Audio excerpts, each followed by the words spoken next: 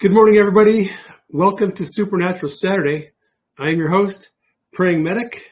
For those of you who are new to Supernatural Saturday, I do live streams here on Telegram on the second Saturday of every month at 1 p.m. Eastern, starting a little early today because I have an appointment later this morning. So we're starting a little early. Those of you who are new to my platform, my videos, this broadcast will be available on replay on my Rumble channel, also on both of my websites, prayingmedic.com and prayingmedic.org. All of my live streams and broadcasts are also available on my Podbean channel. You just go on Podbean, search for Praying Medic, and you can actually download the videos and the audio files there. All right, Supernatural Saturday, we're going to be talking about supernatural topics, and today is question and answer. I'm going to call on people who have their hands raised. Oh, look, we already have somebody with their hand raised. In the mobile app, if you want to ask a question or give us a short testimony, go in a little mobile app and raise your hand, and I will call on people who have their hands raised, and I will try to answer their questions. This is not a time for prayer requests.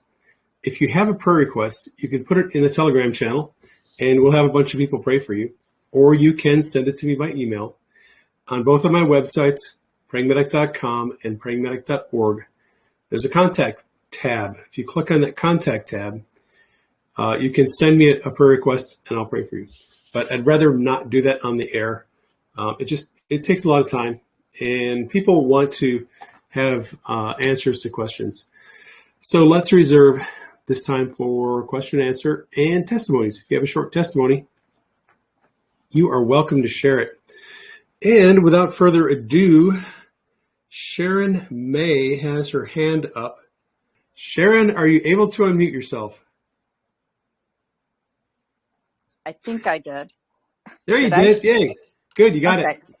Okay, I'm totally new to this. My sister led me to you, and I'm just learning how to navigate this and learn about you and, your ministry. But I'd like to know a tiny bit about your story, or how I can find out about your story. Oh, alrighty. Well, I would be happy to tell you my story. It's an interesting story. My story, the backstory.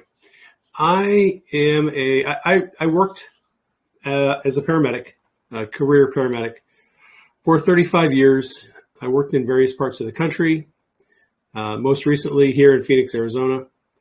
I have worked everything from flight medicine to fire department EMS. I was a firefighter paramedic. I worked private ambulance. I worked hospital-based EMS. I've done a lot of different things.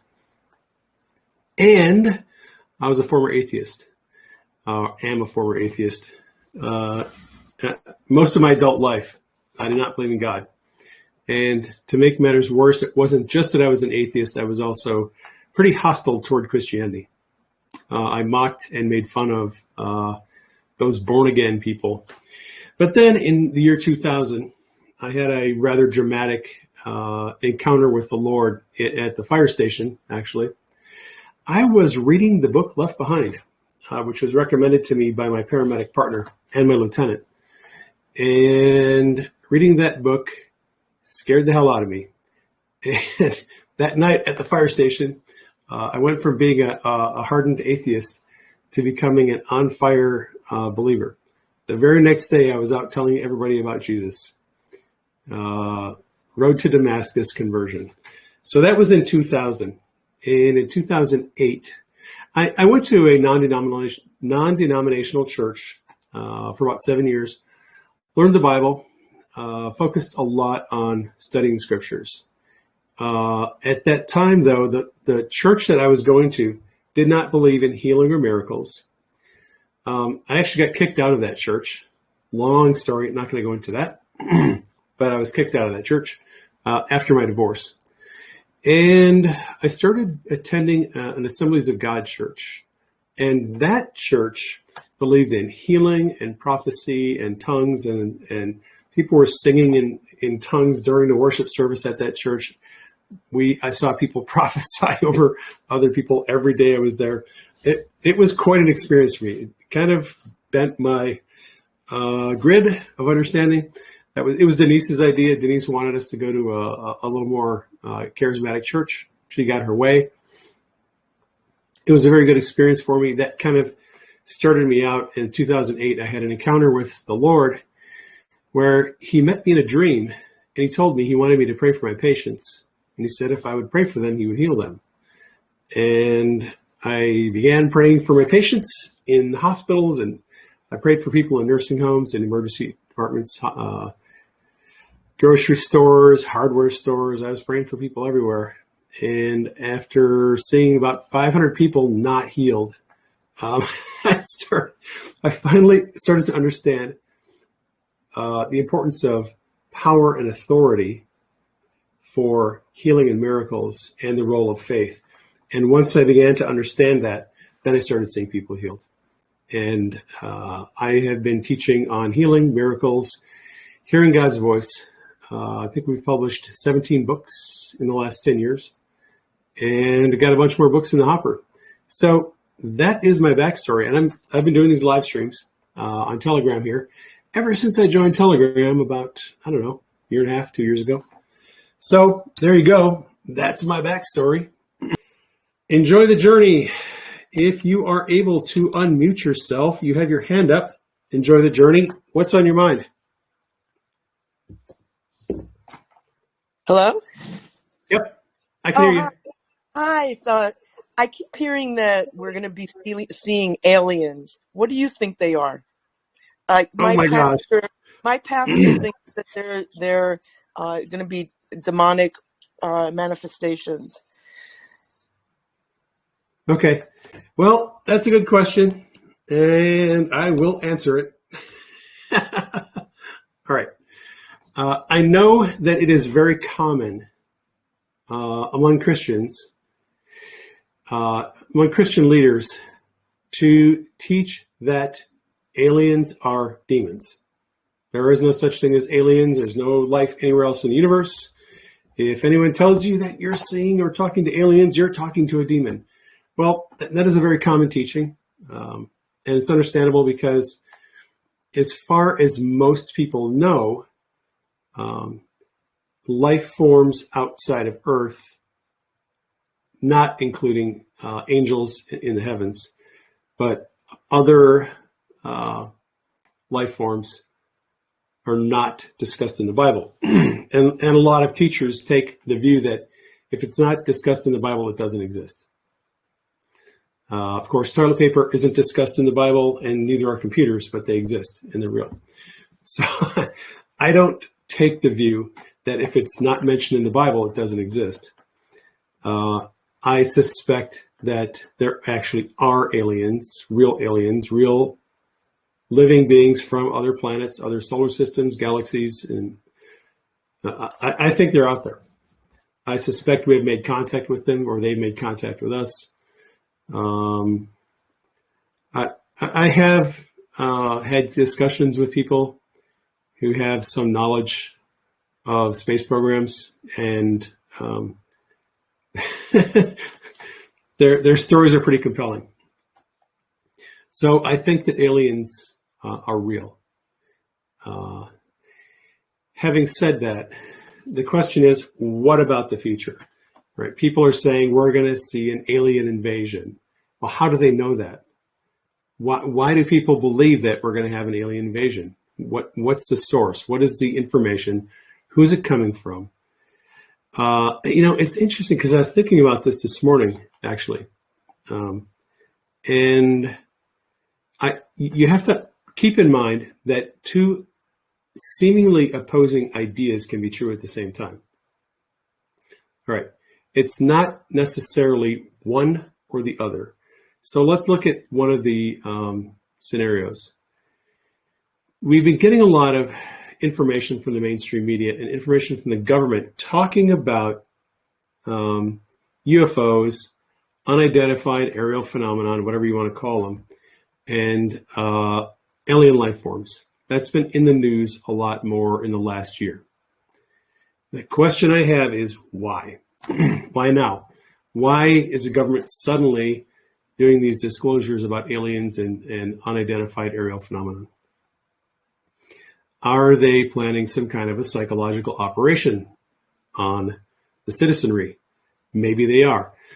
I think there's a lot of narrative seeding going on. I think that government, intelligence community, deep state, mainstream media, I think there is some need for them to create a narrative because they plan to do something regarding aliens and UFOs in the future. I was wondering this morning if one plausible reason why they might shut down the internet and social media platforms is an alien invasion. What if the Biden administration told us that there was an alien invasion, an imminent alien invasion, that they had reconnaissance and reliable sources of intelligence that said that alien spacecraft were either orbiting Earth or had landed on Earth, and they were hostile, and they were it was a national security emergency. Okay. What if the Biden administration proposed that story and then said, because we're concerned that there's going to be a lot of misinformation, disinformation, and malinformation put out on the internet, we're going to restrict access to social media platforms. So they shut down Facebook, YouTube, Instagram, and most social media platforms. They restrict information, and they do it under the guise of national security. All right. Here's where you have to be sort of discerning about what's going on.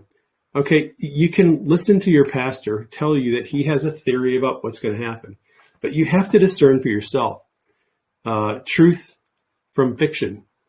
And I think a lot of people are learning nowadays, especially with the Biden administration, that you cannot necessarily trust what the government is telling you, because they're always running psychological operations 24/7, various kinds of psychological operations.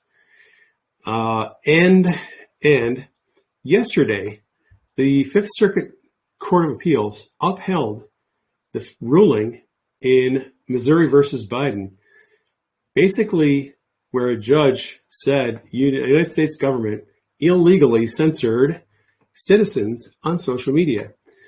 And I don't think that censorship narrative is going to go away. I think the Biden administration is going to find other ways to legitimize censorship.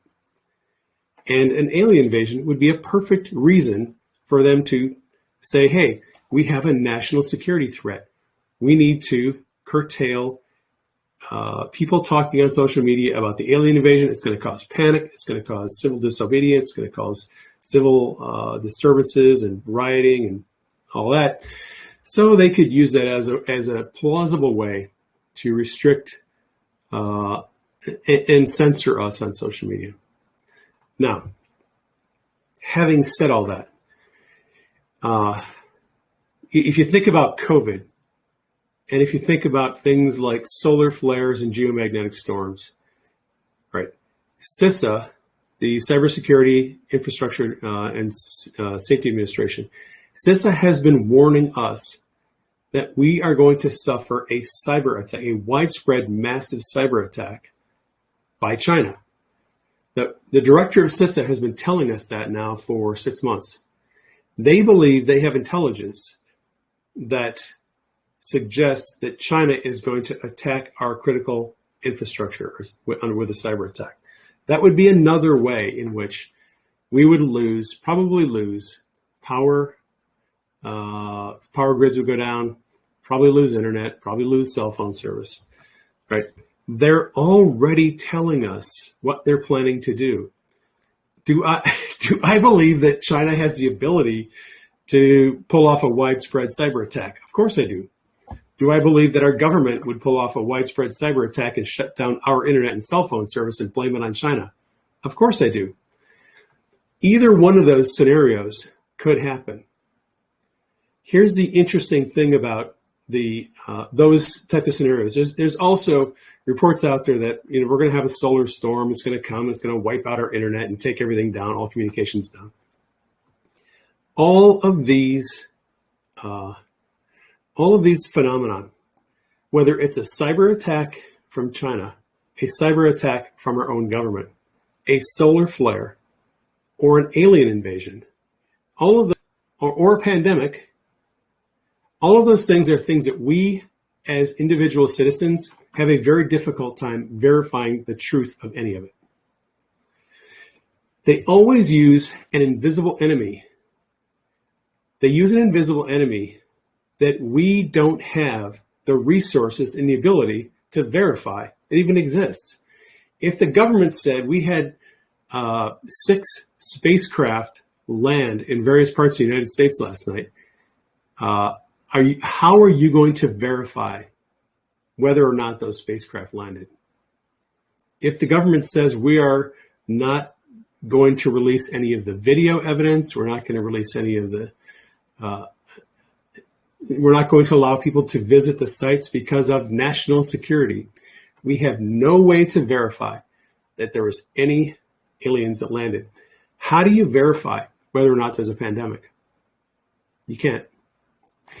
None of us individuals has the tools to verify the reality of a so-called pandemic. How do we verify the reality of a massive solar storm? There's a little bit more, we have a little more tools that we could use to verify a solar storm. I use ham radio every day. If all of a sudden the radio bands are full of noise and I can't communicate to people around the country, there's a pretty good chance that there's a solar storm happening. But I don't know if it's just a regular solar storm or if it's a big, massive solar storm big enough to take down the internet. You don't know if there is a real crisis or it's a fake crisis that they're pretending is real and they're using it as a way to justify something happening. So all of these scenarios. Now, let's go back to the aliens. 2 things can be true at the same time, 2 different things. Aliens can exist and be real, and the government can create a fake alien invasion and get it. That's a psychological operation designed to bamboozle us so they could shut down the internet and shut down cell phone use. So I would just caution people not to get locked into a narrative that either this is true or that is true, but both of them can't be true. Because opposing ideas can both be true at the same time. And you know what? I've had some dreams about internet shutdowns and communications blackouts, and I've had some dreams about aliens, and I have some reliable prophetic friends who've had dreams about aliens recently. I would not be surprised at all if some kind of a hoax happens or some kind of a psychological operation happens, but the government tells us there's an alien invasion, and they use that as some kind of a cover story for some other operation. All right, that was a long answer, but it was a very good question. Thank you for it. And who's else got their hand up? Eagle Mania. Oh my gosh, should I call on Eagle Mania? Eagle Mania, you've got your hand up. If you can unmute yourself, what is on your mind? Come on, Eagle Mania, you can do it. Okay, sorry. Yeah, I did. I pushed the wrong button. Yes, sir. Real quick, any update on the Arizona elections? I saw some news. Update on the Arizona election. So Abe Hamadeh got a little bit of a break this week. He was a candidate for Attorney General here in Arizona. And I can't believe this stuff happens. There was a court order that was issued by a judge in his case, and the judge did not sign the order. And without a signed order, you can't appeal.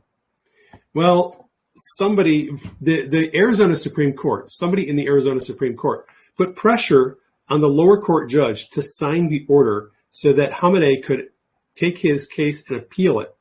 So the judge finally signed the order this week.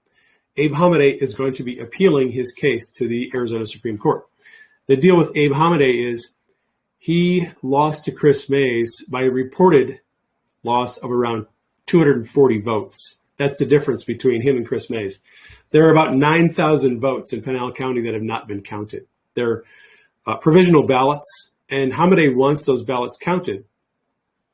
And Chris Mays doesn't want them counted. So he's going to be appealing his case to the Arizona Supreme Court. We'll get more information on that. Kari Lake's cases are moving forward. Cases plural. She's got a couple of cases that are moving forward. She's appealing them to the Arizona Supreme Court.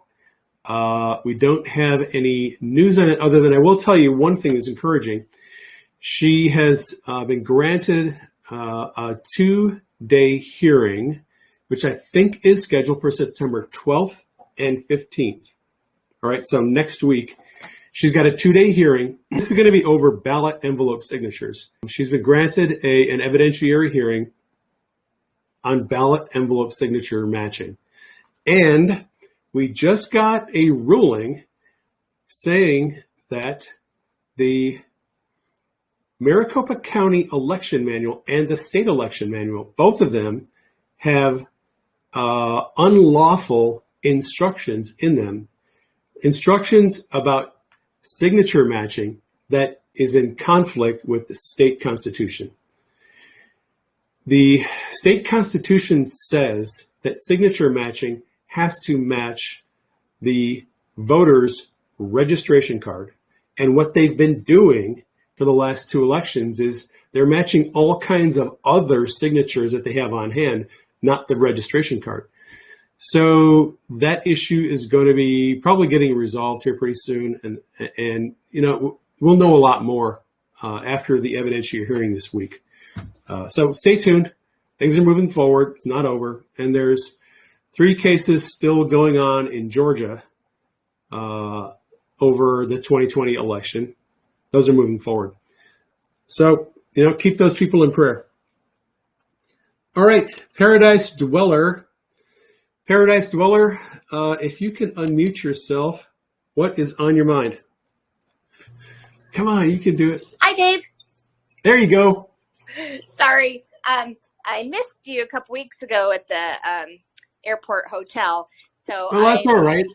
You know, there was a couple other people there who... Yes.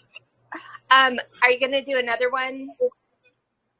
Yeah, what I do is, all right, I guess I have to spill the beans here. I am not like most church leaders.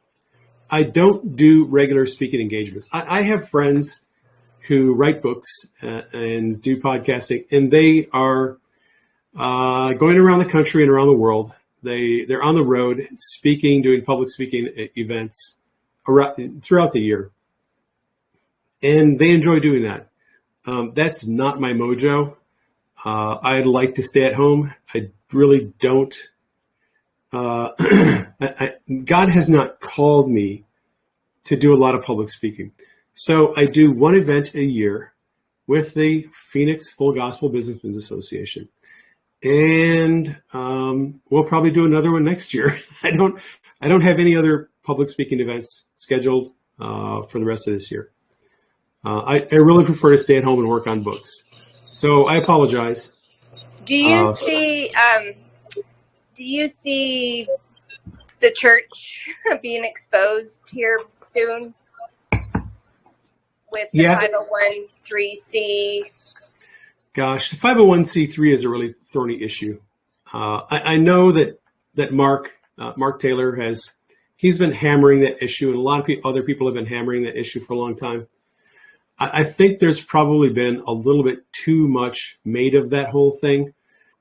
What has happened is churches, every church that is registered as a 501c3 has been demonized and has been called the tool of Satan because they've supposedly sold out to the government, sold out to the deep state. And I don't think that's true. There's a lot of churches, very good churches, that are preaching the word, that are teaching people about the kingdom, that are getting people healed. And they're registered as 501c3s because they don't know any better. When church leaders go to Bible college or seminary, they're not taught about the alternatives to 501c3. We're registered as a 508c1a. Almost no church leaders that I know of are even aware that you can register as a 508. They're just taught through history and tradition that they have to register as a 501c3. They don't see anything wrong with it. They're not selling their soul to the devil to register as a 501c3. And I don't like the fact that all churches who are 501c3s have been cast under the same light. I don't think that's fair. In each church, there's some problems. Some church leaders are obviously compromised, but I don't think it's fair to paint them with a broad brush. So that's all I got to say about that. Thank you so much. That's helpful. You betcha.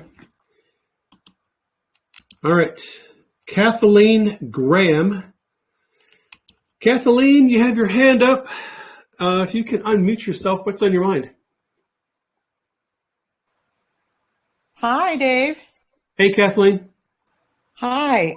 First of all, I just wanted to say thank you so much for your prayer regarding the healing of tinnitus. You healed me of tinnitus.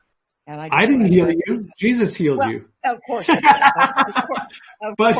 But you got healed listening to the video. I did. And I'm a nurse. Awesome. I know lots of people with tinnitus that struggle with it. I struggled with it for about 6 months, heard your video, and I thought, oh my gosh, well, let's try this. And it was amazing. And I'm sitting here today, no tinnitus. I also have followed you since you started Q Decodes. Been following you for a long time. I have all of your Q books. I bought your Shiloh book as well. Have you read it? Yes, I really liked it. You taught me how. Me too. I loved reading it. Oh my gosh! And you taught me how to get rid of the demons in my home. I've done that. I live in the most comfortable, wonderful place in the country. No demons. And this is basically just encouragement for you and thanks and praise. And just love the Lord Jesus and love your teachings. Thank you so much. Well, thank you for jumping in and leaving some comments and some feedback. I really appreciate it.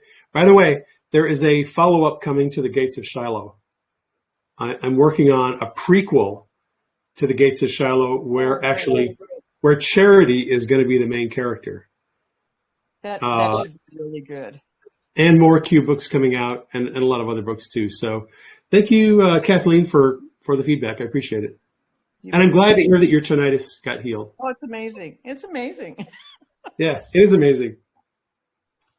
Charles, the other one, if you can unmute yourself, what's on your mind? Okay, can you hear me? I can hear you. Okay, great. Just a quick praise report. Here in Michigan, in the past month, we had 2 massive storms. One, were with tornadoes. The other was just like high winds. In both cases, when they started coming near my house and I started seeing the wind blow and then seeing like the rain start hammering down, I did what you said and took power and authority over the, or over the storms. I mean, I said it was, I told the storms it was okay to give us the rain because we need the water, but for the high winds to stop. And in both cases, within a minute, the winds just died right down. Wow. So, I mean, it hammered a lot of areas around my house, but I weathered both storms without any difficulties. And what do you think of that? Honestly, I don't want to say it's kind of heady. It's kind of humbling. It's sort of part of you is still a skeptic, but part of you is like sees the cause and effect. Yep. So maybe it was a coincidence, but then I look out there and I see everybody else. There's trees down around my neighborhood, but my property wasn't damaged.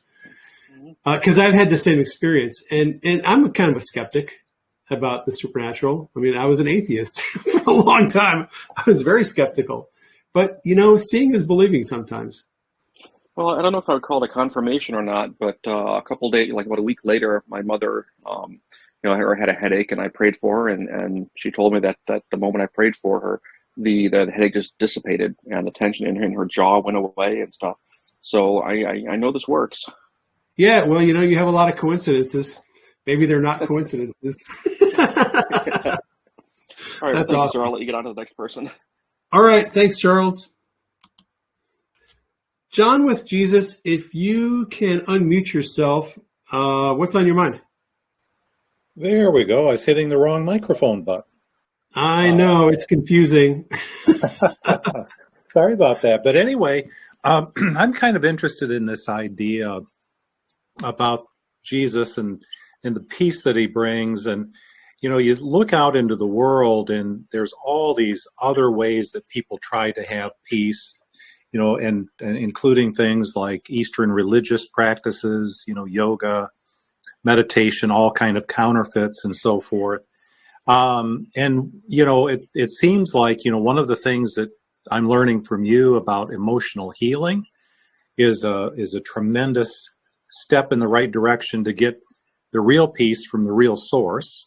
I'm wondering what other things that you would recommend for people to truly tie into peace and experience the peace that they so want. Boy, that's a good question. Let's see if I have an answer for it. It's a really good question because it's an issue that I've wrestled with over the last 6 or 7 years, really ever since President Trump became president. I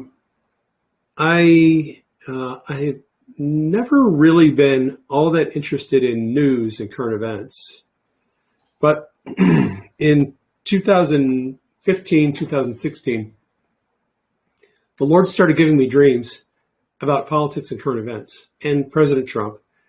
And he told me to focus on these issues and learn about all this. And this was at the time when the House Intelligence Committee was investigating the illegal surveillance of President Trump in 2016 and then going into 2017. So I started tracking on all that information. I started learning a lot, learning about the intelligence community, learning about the laws, learning about surveillance, and learning about how corrupt our intelligence agencies are, like the CIA and the FBI, Department of Justice, and all the other intel agencies. And then Q came along in 2017. And I put my education on the fast track. But what I have noticed as I have endeavored to learn about government intelligence agencies as institutional corruption has been exposed, if I allow myself to become too immersed in the daily ebb and flow of news and current events, it robs me of peace. There was a period of time where I was listening to this one YouTuber who was doing, daily news and current events updates. And he was really hammering the issue of COVID and the vaccines. And I noticed that whenever he would get on the subject of COVID and vaccines, the tempo of his conversation would increase. His voice would get louder. He would get more demonstrative and more sort of almost into a frenzied pattern of talking when he was talking about COVID and vaccines. He wouldn't do it when he was talking about other events. But when he started talking about COVID and the vaccines, he became very, very loud and very kind of, like I said, demonstrative. And I noticed when I was listening to him, I started to feel fear, anxiety. And it happened repeatedly. And then it wasn't just him, it was other people. There were other people doing podcasts. And whenever someone was talking about COVID and vaccines, I would feel this fear and anxiety trying to grip me. And one night I realized it was actually a demon. There was a demon of fear that was trying to find a way into my soul to rob me of peace. And when I realized this is a demon that's trying to take away my peace, I was like, oh, no, you don't. I'm not going to let you do that. Forget it. And I stopped listening to broadcasts where people were harping on COVID and the vaccines because I realized that was a way that the enemy was trying to get a way into my life to rob me of my peace. So I just stopped listening to those broadcasts. Like, it's kind of, I'm a little bit of an outlier in the community because most people who are in, awake in the truth movement, they're always looking for more information about COVID and the vaccines. What study came out? What, new research do they find that proves that we were lied to about the vaccines? What's the latest number of injuries and deaths and mortality and morbidity from all these vaccines and stuff? And some people just can't get enough of that information. For me, I have, I understand we were psyoped, we were lied to.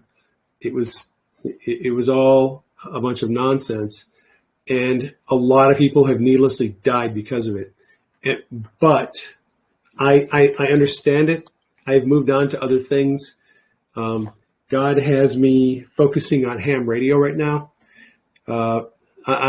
I'm still having a lot of dreams about radio, mesh networking. I had a very critical dream 2 nights ago where God actually showed me my what I think is my role in the coming revolution with communications and radio. So to answer your question, when I go to bed at night, I ask the Lord to bring his presence for peace into our house so I can sleep through the night uninterrupted without fear and anxiety. I limit my exposure to any subject that causes me to feel fear and anxiety. If I'm listening to something, if someone's having a conversation and fear and anxiety starts to rise up in me, I will disengage from the conversation, walk away, turn it off, whatever, because I'm trying to be very deliberate in limiting my exposure to anything that's going to rob me of peace. Jesus is the Prince of Peace, and the enemy uses various tactics and strategies to try to get into our life and create a stronghold of fear and anxiety. And if you're struggling from fear and anxiety, I would suggest, number one, do emotional healing. Emotional healing is critical, but also limit your exposure to things that cause you to feel anxious and fearful. If you think about some issue, whether it's communications disruption or financial collapse or whatever it is, if there is some subject when it comes up that causes fear and anxiety, number one, do emotional healing over that issue, but number two, limit your exposure to that issue, at least until you can get a perspective on that issue that doesn't allow fear and anxiety to come in. All righty. Very good question. Let's see. Benjamin Branklin. All right. Benjamin Branklin, you have your hand up. If you can unmute yourself, what's on your mind? Hello. Hey, I can hear you.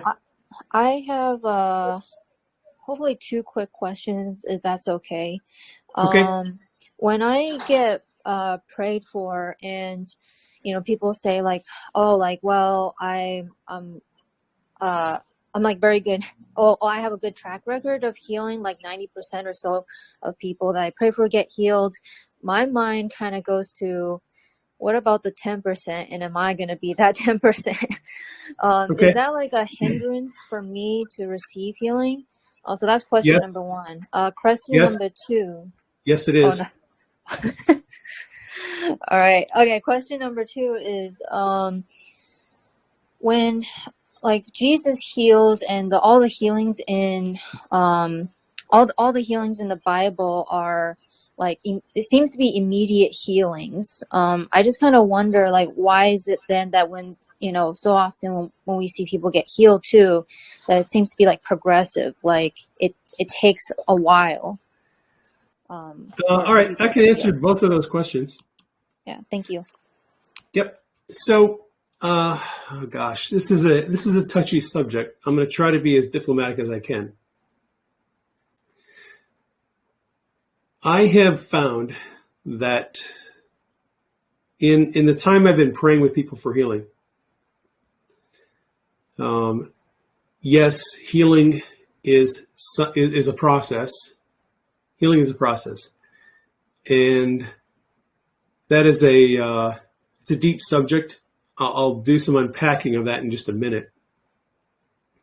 But there are things that can create obstacles to healing. And one of them is a mindset, a belief that you're not going to be healed. And I've seen this particularly in the church, in charismatic Pentecostal churches where there's a lot of the supernatural happening. When someone receives prayer and they're not healed, and they receive prayer from someone else and they're not healed, and it happens again and they're not healed, and it happens again and they're not healed. You can develop this mindset like, I'm just not going to be healed. God doesn't want me healed. And everybody else gets healed, but not me. Hope deferred makes the heart sick. That is a very unfortunate situation, because what it does, it becomes sort of a feedback loop where you become afraid to even ask for prayer because you don't want to be disappointed again. All right. So that is a reality. A lot of people deal with it. There are thousands of people that I have met over the years who have received prayer hundreds of times and they haven't been healed. And they've lost hope. They are discouraged, and to the point where they don't even want to ask for prayer anymore. Well, here is what I would say to that section of people. There is a reason why you have not received healing. And it's not because God doesn't want you healed. What do we see in the Gospels when we read about the miracles that Jesus did? Jesus healed everyone who came to him for healing. He didn't turn anyone away. I believe, me personally, I believe, that demonstrates that it is God's will to heal everyone. Because Jesus healed everyone. He didn't say to anyone, well, it's not the Father's will for you to be healed. He needs you to suffer a little bit more. Jesus never turned anyone away for healing. And it's my belief that God wants to heal everyone. But there are obstacles that exist in our lives to healing.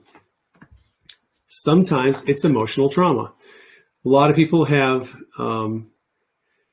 symptoms of pain, chronic pain conditions like fibromyalgia and other things. Irritable bowel, a lot of the autoimmune conditions. These are a lot of them can be related to emotional trauma. There is a physiological condition. There are signs and symptoms of pain. There are signs, migraines or whatever. And there is a spiritual and emotional root that's causing it. Many times it's emotional trauma. Not always, but many times it's emotional trauma. So if you go through the emotional healing process, go through back to your childhood, get healed of all the junk from your past, many times you will then receive prayer and you'll be healed. Okay, so that's one example of something that can be an obstacle to healing. Here's another one, curses. I wasn't a big believer in the power of curses until recently, when I started receiving testimonies from people who'd been healed after they broke a curse that was spoken over them. I had a woman who worked at a store with another woman, and the first woman went to her boss and explained that her coworker was doing some things that were wrong, and she actually got that person fired. Well, the woman who got fired then spoke a curse over her coworker. And from that point on, her life spun out of control. She started having all kinds of sickness, disease, misfortunes, just bad things were happening to her like crazy for years. And then she listened to one of my videos in which, in the video, I said, I break the power of any curse that has been spoken over you. And she said, I heard the voice of God say, that woman cursed you at work, and this curse is now broken. And from that point on, she was immediately healed. Okay? There was a curse on her that the enemy was using to bring sickness upon her and destroy her life. And once that curse was broken, she was healed. That's a second example of something that can block our healing. There are genetic issues that need to be resolved. Some of us have chromosomal problems. We've got DNA issues. Those need to be healed. Some people have generational issues, going back to their generational family tree. There are all kinds of issues that have to be addressed. In the book, Power and Authority Made Simple, one of the chapters, I list 20 different factors that are involved in healing and deliverance. And if you just go through that list and start identifying things, eventually you may get to the point where you have addressed enough issues to where the next time someone prays for you, you're healed. What I would say is try not to become discouraged and lose hope, because God wants you healed. But it is a process. Now, to your other question, why does it look like in the Bible healings are always instant miracles? Well, we don't get a very clear picture of how people were healed in the Bible. Let me give you an example. In one of the, I think it's Mark 5, or it might be Matthew 8, it says that Jesus came out of a boat with the disciples, and he went through the village, and then the people brought their sick to him, and as many as touched him, they were healed. It says he healed the multitudes, but it doesn't say how long it took each person to receive their healing. Even in a lot of the accounts where it says that someone was healed, it doesn't say how long did it take. Like, for example, in Matthew 8, the chapter where the Roman centurion, his servant is healed. Okay, it says that when Jesus spoke a word, the servant was healed. Okay, but it doesn't say, did he recover immediately? Was it 15, 20 minutes?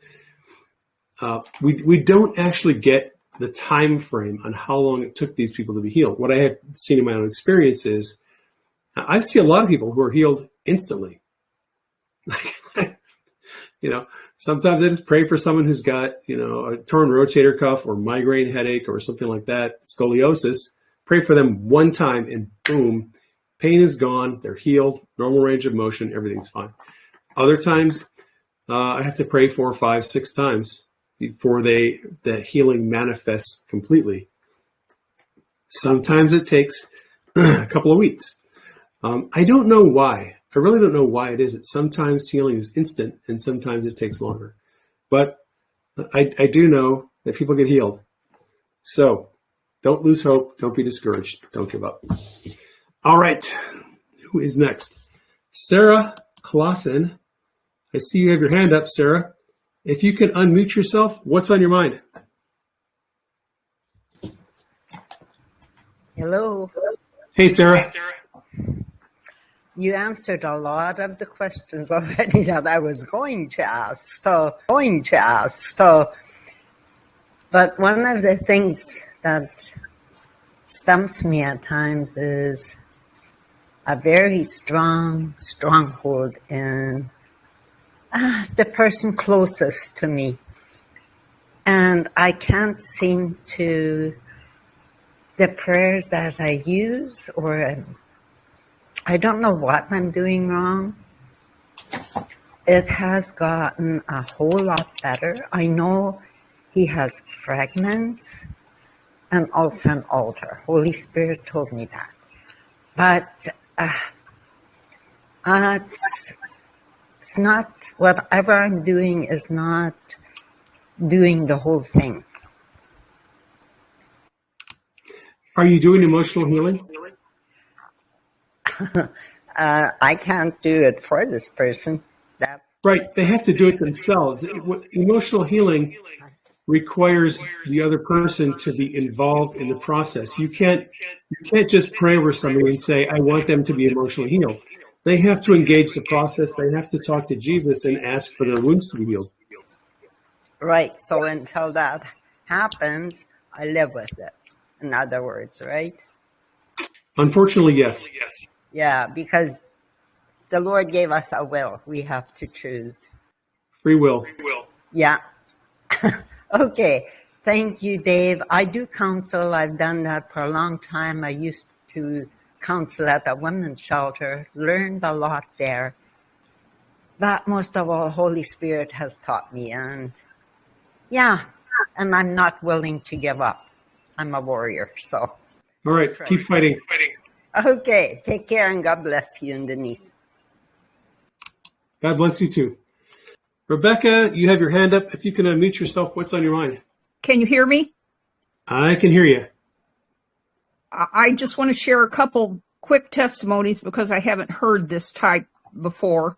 Okay. It's about plants and animals. I have Okay. dogs that howl mercilessly whenever their owners leave, and I started commanding them to be quiet and minister peace to them, and they stop. Really? Yeah, I have howl. never heard a testimony like that. Yeah, they would howl just nonstop. I mean, just horrible. So you spoke peace to them. Yes, I commanded them to be quiet, and I ministered peace to them. That's awesome. And then here's my other one. I have fruit trees, and I had a nectarine tree that died last year. Got some disease, and it died very quickly. So this spring I have 2 more nectarine trees, and they started dying of the same disease. So I went out and laid hands on each of them and prayed that the disease would stop, and it stopped immediately on both of them. Yeah. And it killed the other one really quickly. That is awesome. That is very cool. Yeah. So then, but here's my big problem is I did email you before, and I'm the one that I host international students, Saudi Arabian students. And you had said that you had been praying for me. I have a large tumor in my rectum. Okay. That began a couple years ago, and it was just the size of an olive. Now it's probably the size of an orange or a sweet potato or something like that. And I've been praying correctly, and I have done some emotional healing too, but I haven't had any success with, and it's grown I just found out it had grown another centimeter, and I'm to the point I can't drive anymore. Okay. And I can't sit properly. Okay. So, well, I will pray for you for that condition. And you have my email, so you can just keep me updated on that. okay. I really appreciate it. I've really been fighting it, and there's a good bit of pain now. I can imagine. Yeah. All right. Well, thank you for stopping by and sharing the testimonies and the update.